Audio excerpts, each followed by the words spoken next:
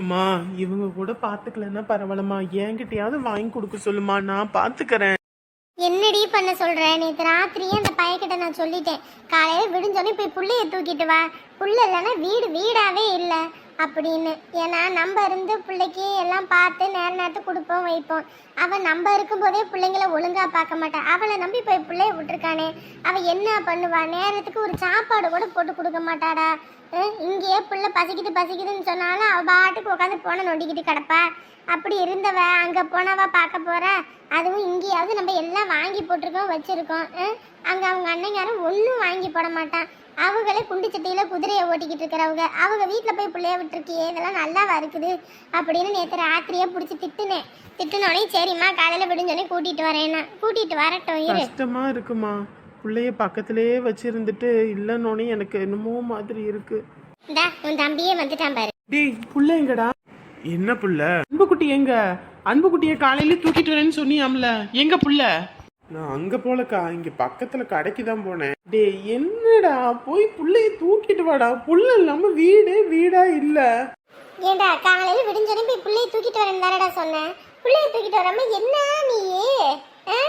ஒரு விஷயத்த புரிஞ்சுக்கோங்கம்மா, பிள்ளையோட அவ இருந்தா மட்டும்தான் அவளுக்கு புள்ள வளர்க்குற அருமை என்னன்னு தெரியும்.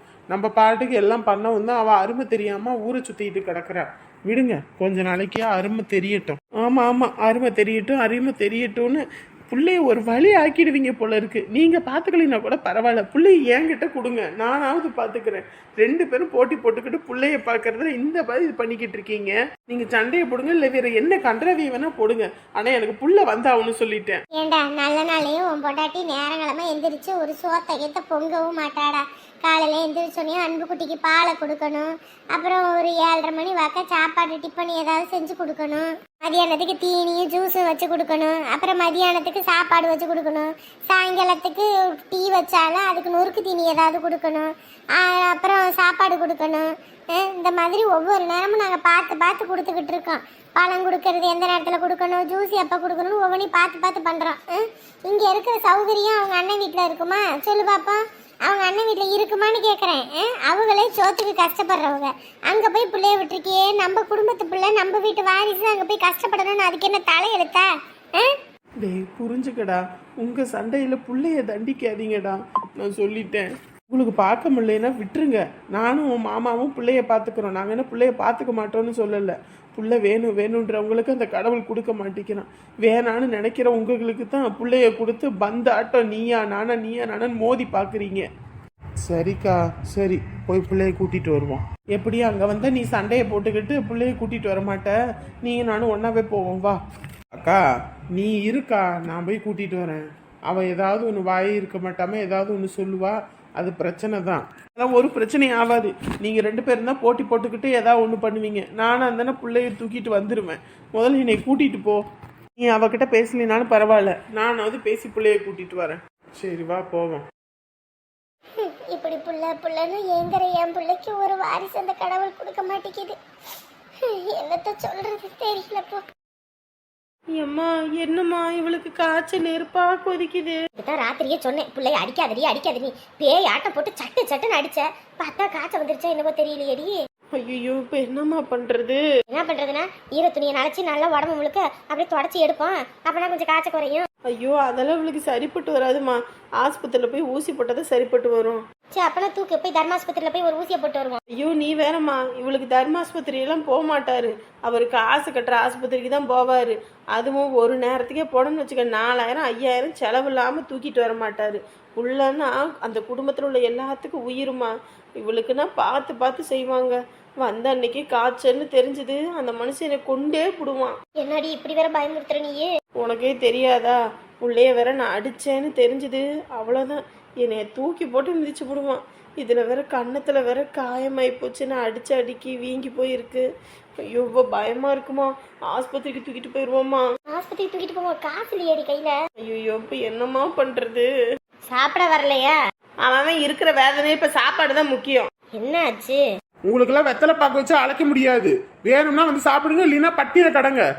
சாப்பிடுனா வர முடியாதா? என்ன திமிரு பேசிக்கிட்டு இருக்கீங்க? அடே புள்ளைக்கு காய்ச்சல்டா, அதான் கொதிக்குது, அதான் உட்காந்துருக்கோம். காய்ச்சலா? ஏன் புள்ள நல்லா தானே இருந்துச்சு. ராத்திரியெல்லாம் ஒரே அழுகடா, அதான் அழுகையா? ஏன்? உங்க அத்தை கிட்ட போறேன்னு தான். சின்ன பிள்ளைய போட்டுக்கிட்டு படுத்திக்கிட்டு தான் கிடக்குறீங்க ரெண்டு பேரும் சேர்ந்துக்கிட்டு, புருஷனும் பொண்டாட்டியும். பிள்ளையோட அருமை தெரியுதா? பாத்தி, இது என்ன நெருப்பா குதிக்குது பிள்ளைக்கு? இது என்ன மூஞ்சில இப்படி காயமா இருக்குது? இது என்ன அடிச்ச மாதிரி தடிச்சு போய் கிடக்கு? ஐயோ, பிள்ளைய அடிச்சியா? நான் எதுக்கு அடிக்கிறேன்? அதான் மூஞ்ச பார்த்தாலே தெரியுது அடிச்ச மாதிரி இருக்குது. என்னம்மா நான் அடிக்கிறேன்ற? நைட்டுல ஒரே அழுக, அவங்க அத்தை கிட்ட போறேன்னு. அத்தை ஒரு அடி வச்சு தூங்க வச்சேன். சின்ன பிள்ளைகளை எப்படி இருக்கணுமோ அப்படித்தான் நடந்துக்கணும். பேய் மாதிரி அடிச்சிருக்கிற, அப்புறம் இதுக்கே காய்ச்சல் வராம என்ன பண்ணும்? தூக்கு, ஆஸ்பத்திரி கூட்டிட்டு போவான். ஆஸ்பத்திரி கூட்டிட்டு போலாம். எப்பயும் இந்த புள்ளைய கூட்டிட்டு போற ஏபி ஆஸ்பத்திரிக்கு தான் கூட்டிட்டு போகணும். ஏன் சின்ன ஆஸ்பத்திரிலாம் போனா ஊசி போட்டா சேராதா? இல்ல, சின்ன வயசுல இருந்து காசு கட்டி பெரிய ஆஸ்பத்திரியா பார்த்தாச்சு. இப்பயும் கூட்டிட்டு போனா அங்கதான் கூட்டிட்டு போகணும். கூட்டிட்டு போனா 2000 3000 செலவாகும். 2000 3000 செலவாகுமா? கையில வேற சுத்தமா காசு இல்லையே. இந்தாங்க, இதுல ஒரு 3000 ரூபாய் இருக்கு. இதை வச்சு ஆஸ்பத்திரி செலவு பாருங்க. நீயே காசு இல்லைன்னு சொல்லிக்கிட்டு இருந்த, ஏது இந்த காசு? வீட்டு வாடகை கட்டணும்ல, அதான் சரோசா கிட்ட ஒரு 3000 ரூபாய் வாங்கிட்டு வந்தேன். கை மாத்தா இந்த வாரத்தில் தாரேன்னு.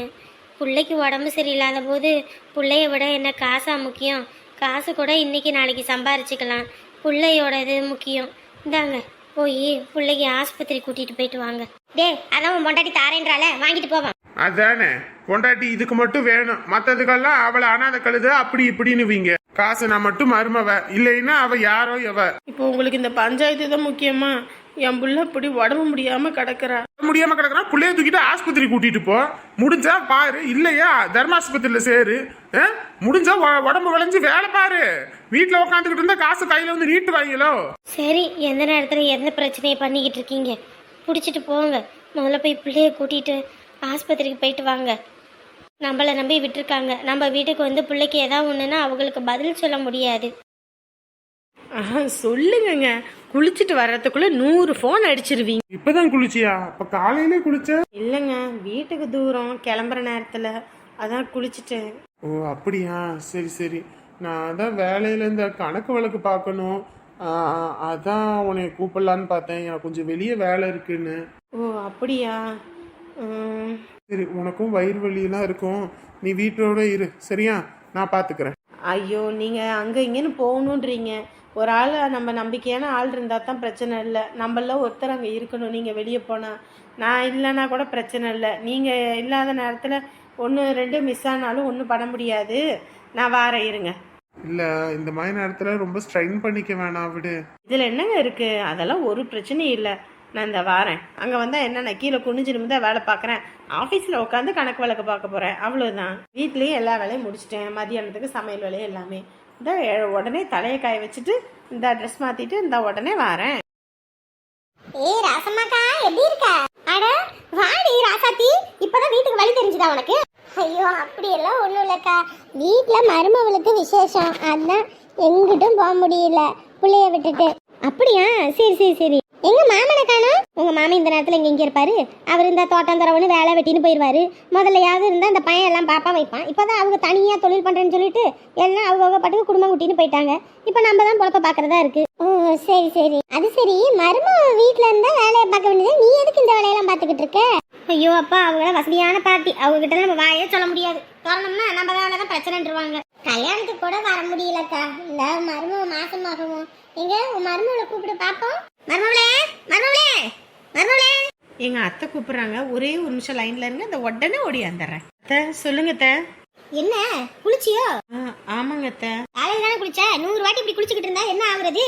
இல்லைங்க அத்தை, தண்ணி ஊத்திட்டேன், அதான். அப்ப இந்த மாசமும் ஒண்ணும் இல்லையா? ஊர்ல உள்ளவங்க எல்லாரும் மருமக விசேஷம் இல்லையா விசேஷம் இல்லையான்றாங்க. அவங்களுக்கெல்லாம் பதில் சொல்லி மாறல. உங்களுக்கு அப்புறம் கல்யாணம் ஆனவங்க வீட்டுல கூட விசேஷம், நம்ம வீட்டுல ஒரு விசேஷத்துக்கு துப்பு இல்ல. ஐயோ அக்கா, என்னக்கா மருமகளை போய் இப்படி பேசுற? பின்ன என்ன, இந்தா என் பிள்ளைக்கு இவங்களுக்கு அப்புறம் தான் கல்யாணம் ஆனிச்சு, இந்த மாசமா இருக்கா. இவங்களுக்கு அவங்களுக்கு முன்னாடியே கல்யாணம் ஆனிச்சு தானே, இன்ன வரைக்கும் ஒரு புழு பூச்சி கூட தங்கல. அப்புறம் என்னத்த சொல்ற? Hello hello. சொல்லுங்க. என்னம்மா குரல் ஒரு மாதிரி இருக்கு, அலறியா? இல்ல, அதெல்லாம் ஒண்ணும் இல்ல. பாரு, இல்லன்னு சொல்லும் போது ஏதோ இருக்குன்னு தானே தோணுது. இன்ன வரைக்கும் நல்லா தானே பேசுன, இப்ப ஏன்? ஒண்ணும் இல்லைங்க, நான் இந்த வாரேன், வைக்கிறேன். ஹலோ மஞ்சுளா, மஞ்சுளா. நான் வைக்கிறேன்.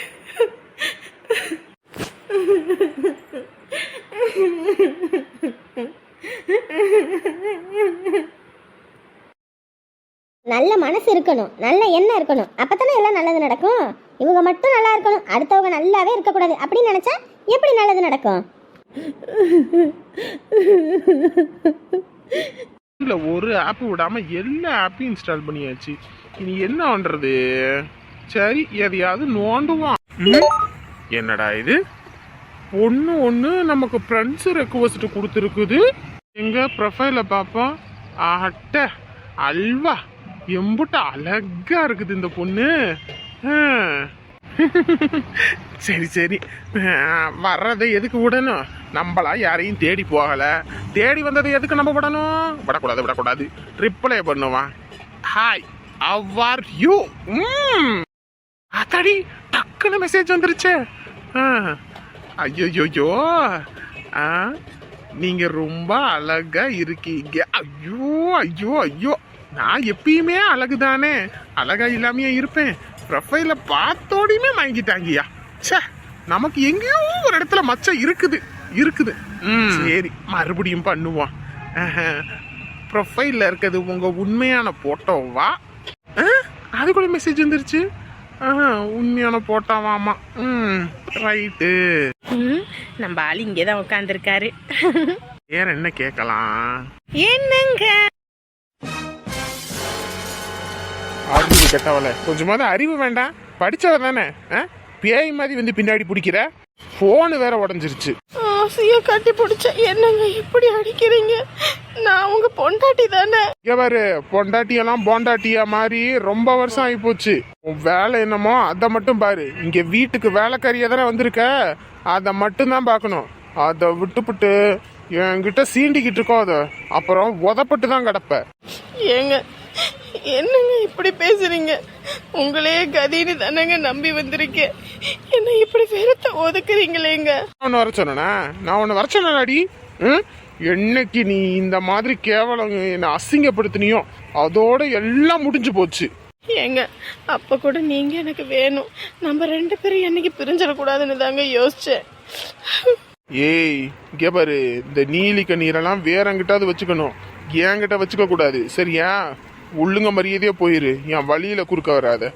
சும்மா என்கிட்ட வந்து நோண்டிக்கிட்டு இருந்தேன்னு வையே, அப்புறம் அரைஞ்சு போடுவேன் பார்த்துக்க மறுபடியும். சி, போன வேற உடச்சுட்டா. இப்ப இதுக்கு வேற தண்ட செலவு பண்ணணும். பாரு, என்னைக்கு டிவி நியூஸ் பேப்பரு கீப்பருன்னு என் மான மரியாதையெல்லாம் வாங்கினியோ அன்னைக்கே புருஷன் பொண்டாட்டின்னு எல்லாம் முறிஞ்சு போச்சு, சரியா? இனி என் வலையில தலையிடுற வேலை வச்சுக்காத. இந்த வீட்டுக்கு வேலைக்காரினா வேலைக்காரி மாதிரி இருக்கணும். அதை விட்டுட்டு என் வழியில வந்த அப்புறம் அம்புட்டு தான், இருக்கிறதுக்கு இடம் இல்லாம அடிச்சு பத்தி விட்டுருவேன்.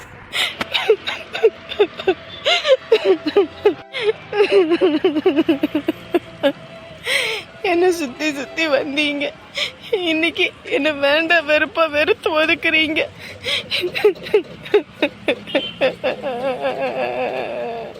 நான் யாருக்கு என்ன பாவம் பண்ணேன்? எனக்கு ஏன் இப்படி ஒரு கஷ்டம்? தப்பு பண்றவங்கள நல்லா இருக்காங்க, நான் எந்த தப்பு பண்ணாத எனக்கு இப்படி ஒரு நிலைமை. என்னைக்குதான் இவர் என்ன புரிஞ்சு பாருன்னு தெரியல. இவரு பிடிக்கணுன்னு தான் இவருக்கு பிடிச்ச மாதிரி பேண்டு சட்டை எல்லாம் போட்டுக்கிட்டே இருக்கேன். அப்படி இருந்தும் என்ன இவருக்கு பிடிக்க மாட்டேங்குது. இனிமேலும் நான் என்ன பண்ண?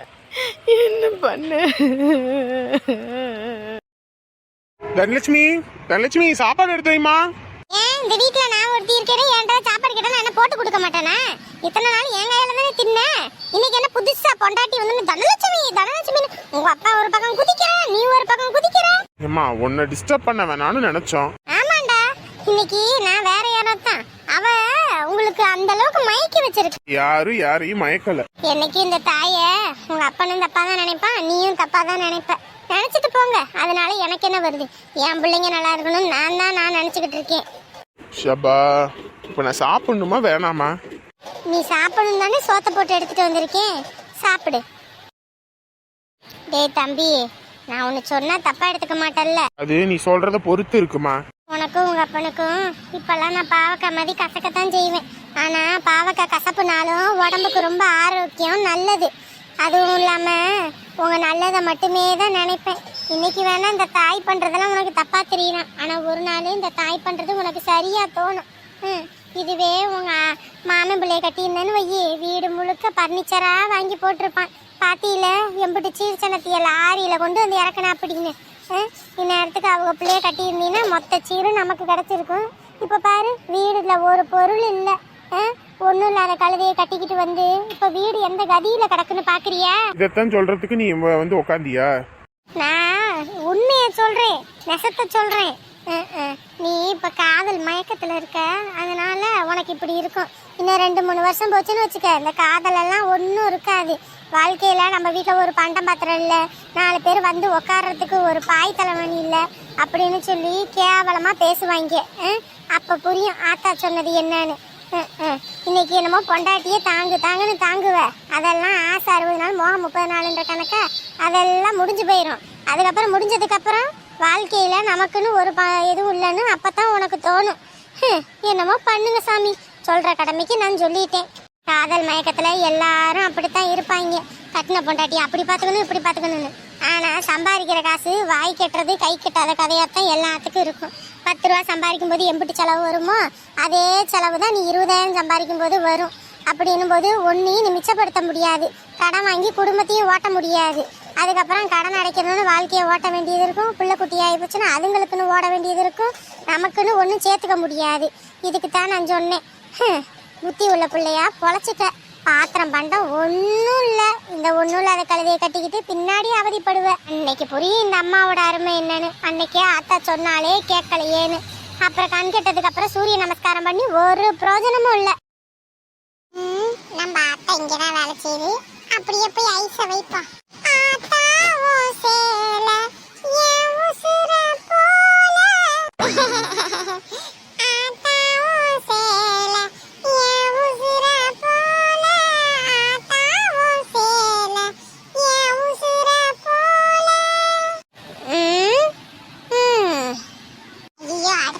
என்னன்னு தெரியலையே, சரி அதையே திருப்பி பாடுவோம்.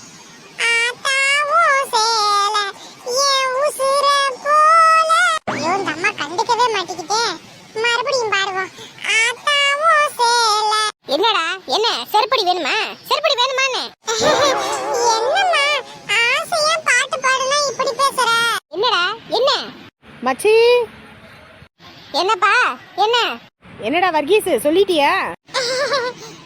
அம்மா என்னடா என்ன? அம்மா உன் பையன் உன் தங்க குட்டி உன் வயிற கட்டி. என்னடா? அம்மா ரொம்ப நாளா எனக்கு ஒரு ஆசைமா, பெத்த தாய் நீ தினந்தோறும் கால்நடையா நடந்து போய் பால் ஊத்திட்டு வரும்போது மனசு நம்பிட்டு வேதனையா இருக்குமா. வேதனையா இருந்துச்சுன்னா நாளையில இருந்து நீ போய் பாலை ஊத்து, யார் வேண்டானா? அதுக்குதாம்மா எனக்கு ஆசை. ஆனா என்ன பண்றது, முதல்ல மதியம் உன் பையன், இப்ப வந்து அவன் ஒரு ஓனர். அதுவும் இல்லாம அவனுக்கு கீழே இப்ப 2 பேர் வேலை செய்யறாங்க. இந்த 2 நாளாவும் 4 40 ஆகும், 40 400 ஆகும், அந்த 400 4000 ஆகும். அந்த நேரத்துல உன் பையனை பார்த்து நீயே பெருமைப்படுவமா? நான் பெருமைப்படுறது இருக்கட்டும், நீ என்னன்னு சொல்லு. அம்மா உன் பையன் உன் பேர்ல, என் பேர்ல ஒரு வண்டி போடலாம்னு இருக்கேம்மா. வண்டி, அதுவும் பைக், சும்மா அப்படி சில்லுன்னு போகும் தெரியுமா? அப்படியே உன்னை பின்னாடி உட்கார வச்சு இந்த ஊரையே சுத்தி சுத்தி வருவேம்மா. ஆஹா, அப்புறம் அதாம்மா வண்டி வெறும் 2 லட்சம் ரூபா தானம்மா. அம்மா உன் பையன் நானு டியூல எல்லாம் எடுத்தா சரிப்பட்டு வருமா? ஆனா ஒரு 2 லட்சம் ரூபா கொடுத்தேன்னு வையே, வண்டியை புக் பண்ணி தூக்கிடுவேன். அதுக்கப்புறம் உன்னை பின்னாடி தூக்கி வச்சுக்கிட்டு சும்மா ஊரையே சுத்தி சுத்தி வருவேன். எப்படி சுத்தி சுத்தி. சித்தால கள்ளி விறகு வெட்ட போனாலாம் கத்தால முள்ளு கொத்தோட வந்து கொத்திச்சான். என்னடா ஒன்னும் இல்லாத திருநாளா இன்னைக்கு சம்பள காசை வாங்கிட்டு வந்து என் கையில குடுக்கறானே நினைச்சேன். நீ 2500 ரூபா கொடுத்தது எனக்கு 2.5 லட்சத்து ரூபாய்க்கு ஆப்பு வைக்கிறதுக்கா? தொலைச்சு கட்டி போடுவேன் பாத்துக்க. என்னம்மா இப்படி பேசுற? உன் பையன் வண்டி எடுத்தானா அதானே பெருமை. நாளை பின்ன ஒரு பொண்ணு குட்டியே கட்டணும்னா என்ன வர்கீஸ்க்கு என்ன இருக்குன்னு கேட்பாங்கல்ல. ஆமாம்மா, வர்கீஸ் வண்டி எடுத்தா அவன் மட்டுமா ஓட்ட போகிறான். வீட்டில் வந்து ஆறுமுகம் இருக்கா அப்படி, அதுவும் இல்லாமல் உங்கள் வீட்டுக்கார் இருக்கா அப்படி. நினச்ச நேரம் போவீங்க வருவீங்க. எடுத்து போட்டால் நல்லது தானே. பாத்துக்கம்மா. இந்த காலத்துல எல்லாம் பொண்ணே கட்டணும்னாலும் வண்டி இருந்தாதான் கல்யாணம் பண்ண முடியும். புரிஞ்சுக்கம்மா. இந்த காலத்தில் யாருங்க வண்டி இல்லாமல் இருக்கா? பார்த்து வாங்கி கொடுங்க, உங்கள் பையன் தானே. எப்பா இவனை நம்பிலாம் 2.5 லட்சத்தெல்லாம் கொடுக்க முடியாதுப்பா. இவன் ஒரு குடியார பையன், எங்கிட்டாவது குடிச்சிட்டு விழுந்துருவான். அம்மா அம்மா அப்பெல்லாம் இருக்க மாட்டேம்மா. இனிமே ஒழுங்கா பொறுப்போட இருப்பேம்மா. இப்பதான் பொறுப்பா தொழிலாம் பண்றேன். இவனை வச்சு 2.5 லட்சம்லாம் கொடுக்க முடியாது. இனிஷியல் பேமெண்ட் வேணா கட்டுறேன்.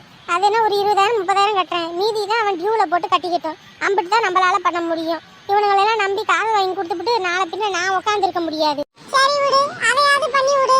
சரிங்க, அப்போ அந்த மாதிரி கூட பண்ணிக்கலாம். இனிஷியல் பேமெண்ட் நீங்கள் கட்டுங்க, அப்புறமேட்டுக்கு அவன் கட்டிக்கிட்டோம். சரிப்பா.